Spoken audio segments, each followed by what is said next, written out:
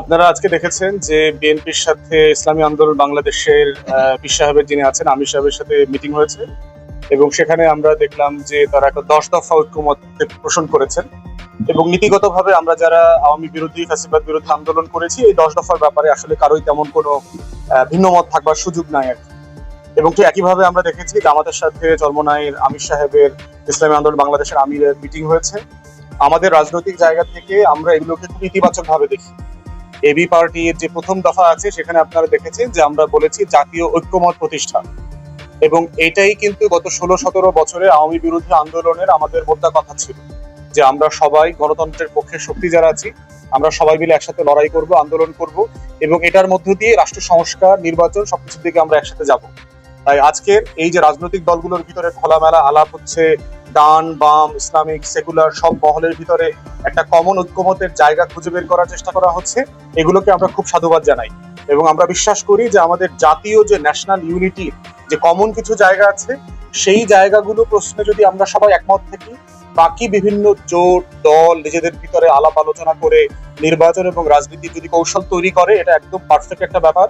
এটাই গণতন্ত্রের সৌন্দর্য এবং এভাবেই গণতন্ত্র এগিয়ে যাবে। এখন আমরা কোন জায়গাগুলোতে সকল মিটিং সকল দলের মধ্যে একটা কমন জায়গা দেখতে চাই। কমন জায়গা দেখতে চাই হচ্ছে যে এই যে ফ্যাসিবাদী আন্দোলন যেটা ছিল, এই ফ্যাসিবাদের শত্রু ছিল শেখ পরিবার এবং আওয়ামী লীগ, জাতীয় পার্টি এবং 14 দল। এই প্রশ্নে অতীত স্বৈরাচারের প্রশ্নে যেন আমরা সকল রাজনৈতিক দল একটা কমন জায়গায় থাকি। দ্বিতীয়ত হচ্ছে যে আমাদের 53 বছরের শাসনের মধ্যে আমরা দেখেছি ভারত হচ্ছে আমাদের প্রধানতম শত্রু। সে প্রত্যেক দিন প্রত্যেক রাতে সীমান্তে এবং আমার মূল ভূখণ্ডের ভিতরে আমার স্বাধীনতা, সার্বভৌমত্ব, আমার ঐক্য, আমার জাতীয় স্বার্থ, আমার আত্মমর্যাদাকে ক্ষুণ্ণ করে। অতএব ভারত প্রশ্নে যেন আমাদের টোটাল জাতীয় সকল রাজনৈতিক দলের ভিতরে যেন একটা একমতের জায়গা থাকে। তৃতীয়ত হচ্ছে আমার পররাষ্ট্র এবং প্রতিরক্ষা নীতি। পৃথিবীর কোনো রাষ্ট্র এই দুইটা বিষয়ে নিজেদের দলগুলোর ভিতরে কখন রাজনীতি করে না।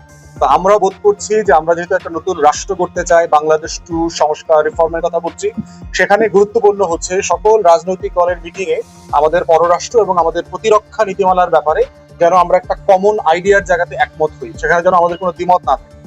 চতুর্থত হচ্ছে যে আমাদের স্বাধীনতা, সার্বভৌমত্ব, আত্মমর্যাদা, জাতীয় স্বার্থের প্রশ্নে যা যা জড়িত, আমাদের ডেভেলপমেন্ট, আমাদের উন্নয়ন, এই প্রত্যেকটা প্রশ্নে আমার যেন একটা একমতের জায়গা থাকে। সর্বশেষ হচ্ছে আমরা যেটা নতুন রাজনৈতিক বন্দোবস্ত বলছি যে আমার একটা গণতন্ত্রের লড়াই আছে, আমার একটা সুশাসনের লড়াই আছে, বাংলাদেশটাকে ইনসাফের দেশ বানানোর একটা লড়াই আছে, এখানকার গরিব ভুক্তভোগী ভোগান্তির মধ্যে আছে এমন মানুষদেরকে উঠায় নিয়ে আসার একটা লড়াই আছে। অতএব এই উন্নয়নের এবং মানুষের ভোগান্তি দূর করার যে নাগরিক অধিকারের লড়াই, এই জায়গাগুলোতে যেন আমরা একমত থাকি। এই জায়গাগুলোতে একমত থেকে রাজনৈতিক দলগুলো তার নিজস্ব জোট তৈরি করবে, কৌশল করবে, নিজেদের ভিতরে আলাপ করবে, একসাথে নির্বাচন করা যায় কিনা সেটার ভিতরে আমি কোনো সমস্যা দেখছি না এবং এটাই গণতন্ত্রের সৌন্দর্য।